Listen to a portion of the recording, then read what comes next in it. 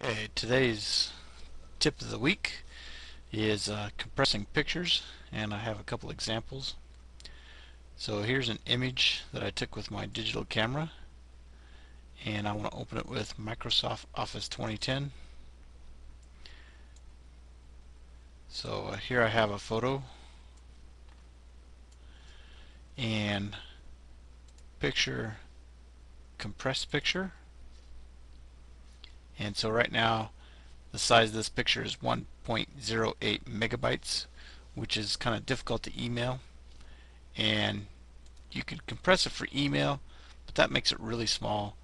So typically I like to choose documents, and 273 kilobytes is pretty good. So OK,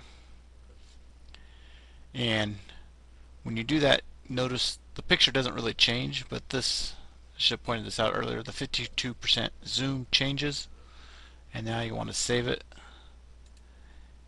And so version 2, if you're just emailing it to me, you might want to keep the original. You might want to rename it. I like to use V2 to stand for version 2. And now I can go to my documents, and so you can kind of see the original and the new picture, and again a lot smaller file size, which is a lot easier to email. Now some pictures, if you have like an iPad or iPhone,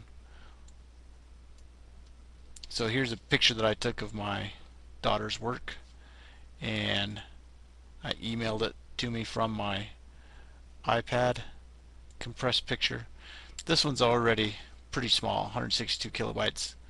I'm not don't need to go through this process. Again, it just depends on what you're using to take pictures with. So this one, I can already read it, so I can zoom in.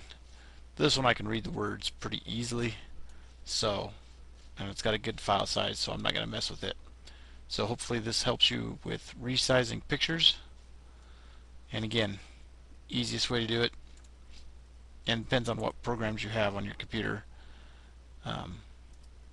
Right click, open with, and see what kind of picture programs you have, because different programs have different features.